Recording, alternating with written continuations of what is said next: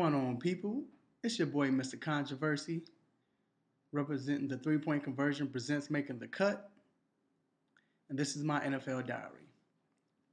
We're heading to the NFC and AFC championship games. It's championship week, folks. Man, the only bad thing about this is it's closer to the end, but let's not talk about that right now. So today, I'm going to talk about. I'm going to evaluate. I'm going to talk about the games this past weekend and then evaluate the next week games. So let's start with the New England Patriots or the Baltimore Ravens, should I say, versus the New England Patriots. There's a lot of New England Patriots fans scared. I don't care who you are, you can't tell me that you felt like it was deja vu that Flacco was going to get Brady again. But hey, that's why Brady will be a Hall of Famer. And I mean, that team showed poise. It they showed heart, and they stuck together, which was cool. Joe Flacco, I mean, came out hot. I think he was like 10 for 10.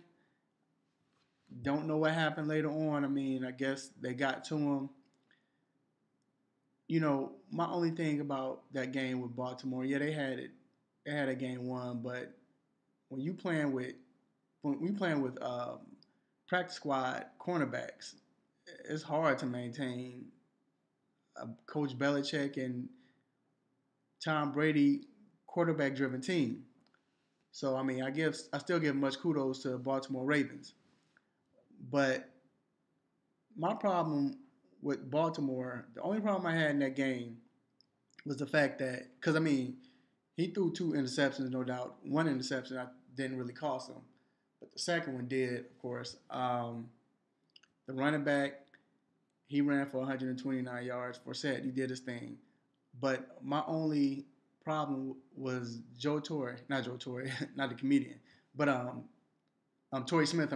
Torrey Smith, that last play of the game when Flacco went for the bomb. People say it was dumb. Probably should have made that choice, but he had him beat. He just didn't see the safety out there lurking.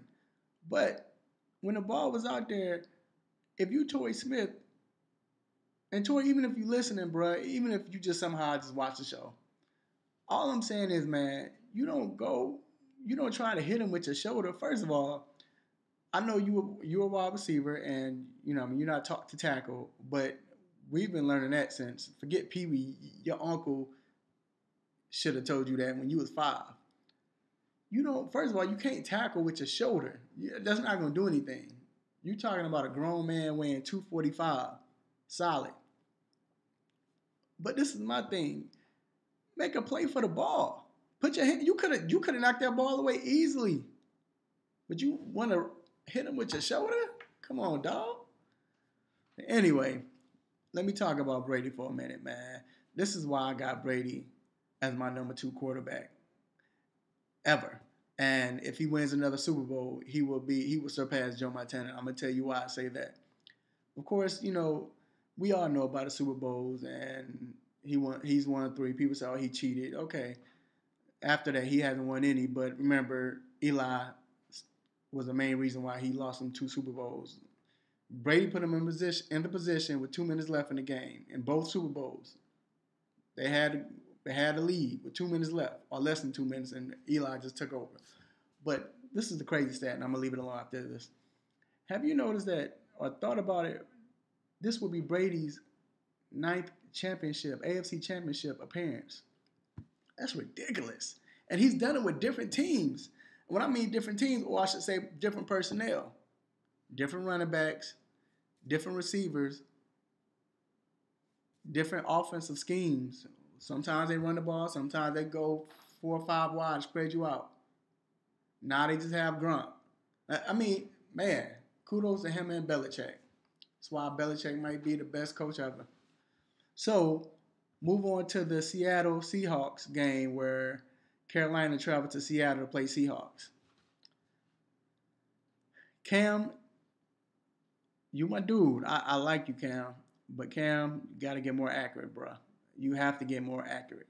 I had this debate with this guy, one of my friends. Shout out to Ernest Christian EJ on Facebook. That's my guy, and it was a good debate. But anyway, we were just talking about Jameis Winston and his accuracy and everything like that. But I think that I know that somebody said that Cam Newton is more accurate than Jameis Winston. Now, this is not about Jameis Winston, but I'm just saying, no, I don't think so. And I'm going to tell you why. It was shown Saturday night. I mean, most people know this, but if you don't, you got a 6'5" receiver, and when he attempt to jump, and then he look over his head like, who is this guy throwing it to? Come on. I mean, he has a rocket. He has a rocket, but at the same time, he's not accurate, and he missed a lot of throws in that game where it could have helped him out. He still battled back, but he missed a lot of throws. A lot of throws. Not even talking about the interception by Chancellor at the end. I'm just saying, just when he has his player open, and the ball was two or 3 feet up in the air or higher than the player, or it was maybe a foot or two, to the right of this receiver. I mean, man, but again, who had Carolina beating Seattle? I know a lot of Carolina fans did, which is cool. You're supposed to root for your team, but can we talk about Russell Wilson?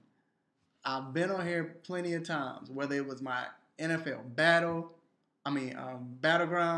NFL diary, whatever. Tony Dungy even backed me up. Shout out to Tony Dungy on Twitter. Call me out and back me up on Twitter. Come on, people. You have to know. Russell can't be a game manager. Game managers don't win games for you. Don't win playoff games like that for you. They don't. He's accurate. Look how accurate he was. I keep telling folks, people think I'm crazy. He reminds me of a young Joe Montana. Cool and calm under pressure. I mean, he can't be rattled. And again, the first year he went to the playoffs, his rookie season, yes, RG3 was hurt, but RG3 doesn't play defense. And he was down 14-0 and brought that team back on the road. Then he goes to Atlanta.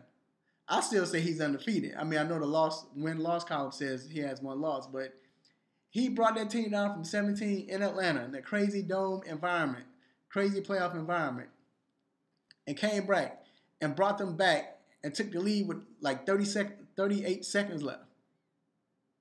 But the defense squandered and Atlanta won. But so to me, he's undefeated still in the playoffs. Like, his play has shown that he's really beaten every team he's played against in the playoffs. And I still have, I still can't believe he's only, 23, 24, something like that? I don't know. But that guy, he's turned into a great already.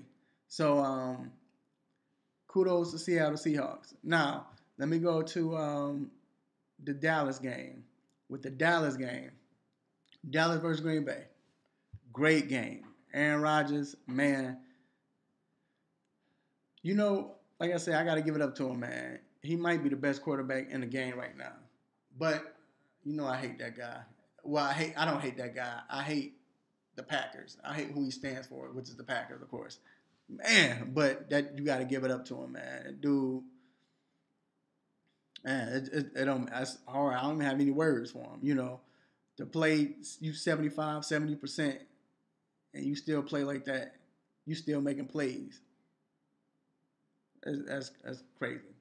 But Dallas, they had a game plan. They stuck with it. The only thing that killed me about that Dallas game was, if Aaron Rodgers is not mobile, or he can't be mobile like he usually is, why didn't you blitz? Why are you playing man? Why didn't you blitz? You blitz. Your front four not that beastly like that. They're not beasting like that. You blitz. Come on, Marinelli. I know you hate the blitz. I know that. You play for me. You play for our team. You coach our team, Chicago Bears, but you blitz. Blitz. That's all you have to do, is just blitz. But anyway, he didn't do it. And you see what happened. Also, of course, I don't want to get into it too much because everybody's been talking about that it should have been catch with Dez Bryant. It was the right call, whatever. All I have to say is, real quick, is just he made a football move. I mean, you 3 steps, he was falling down, so really that still doesn't matter. It's just if you come down with the ball. But the rule says you have to make a football move, which he lunged and he stuck the ball out. That's a football move. But there was a judgment call. Hey, so a lot of people saying it's karma. Karma on who?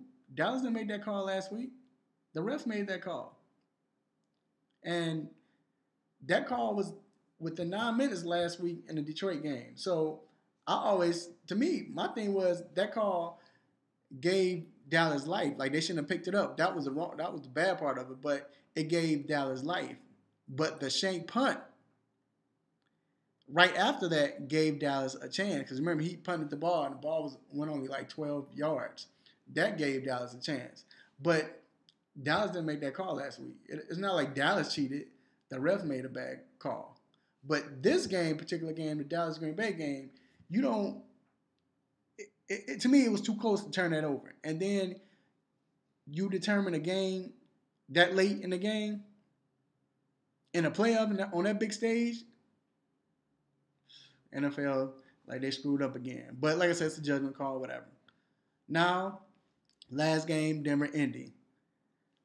I think kudos to Indy. You know, Indy was the one that was the first team to put the blueprint on how to play Denver as far as press up against their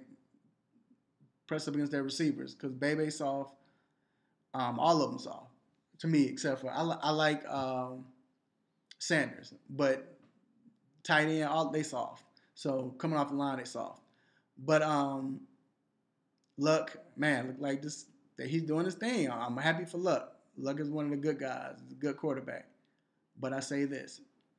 The way Peyton played, people say, oh, yeah, he chokes. And he choked, but something wrong with Peyton. I don't think he's saying anything about it, but you could tell since week 6. And I mean, since 6 weeks ago, I'm sorry, 5 or 6 weeks ago. And I say this. People say, oh, he's slowing down. No, in the middle of the season, you don't start off hot like you did. And then the last 6 games, you just go to great to being bad and horrible. No, something's wrong. You could look at Peyton, the way he was, his mechanics, it just, something's up. I don't know. But kudos to Indianapolis. So real quick, let me evaluate these last 2 games. The Patriots Indy game, I got Patriots winning that. I could see Colts winning because Colts are hot right now. They believe. It's hard to guard receivers like T.Y. Hilton, man. I mean, I'm talking about someone who runs his routes. He reminds me a lot of Antonio Brown. I mean, as far as he runs his routes, 100 miles per hour, and still cut on a dime. That's like wide receivers are taught to. You don't run full speed when you run running routes, but he does. Him, Antonio Brown, and Sanders does. I don't know how they do it, and still make crisp cuts, and it's crazy. I don't know, but he's hard to contain. But you got Reeves, and Reeves is one of the best. Matter of fact, Reeves is the best this season. So I think with the experience, experience comes into play. You know, Belichick will have something for Luck. And again, Brady, it's hard to beat Brady in New England. It's just hard, you know. So I got New England. I got New England winning that game. I think with Gronk, I don't think Indy has anyone to cover Gronk. So what you're going to do, you might have to put Vontae Davis on Gronk, or you know, because they don't have anyone to cover Gronk. So I think he's going to be the big difference, which sounds, oh, that's an easy judgment, easy call, but that's what it is, you know. So I have New England winning that game, but I definitely won't be surprised if Colts win that game. And I think Colts right now, this reminds me of the Green Bay Packers that year in '95 when they played Dallas Cowboys. You knew Green Bay wasn't going to win, but at the same time, you knew they were stepping up and they were gaining that experience so they can take over. And I think next year, I think Indy might take over and they might be ready to contend for the AFC Championship and win. So I got New England. Seattle Green Bay game. It's going to be a great game. But let's start with this. Green Bay messed up in week 16 when they played Buffalo Bills, or week 15 when they played the Buffalo Bills. They had a chance to seal home field advantage, and they went to Buffalo and lost. And I said that messed them up, even if they meet Seattle. So now they have to travel to Seattle, where it's hard to beat. And the only team that beat Seattle was the team Green Bay just beat. So you would think, oh, Green Bay should win. No. First of all, we know Green Bay can't win against a physical team. The last four out of 5 losses they lost in the playoffs has been physical teams.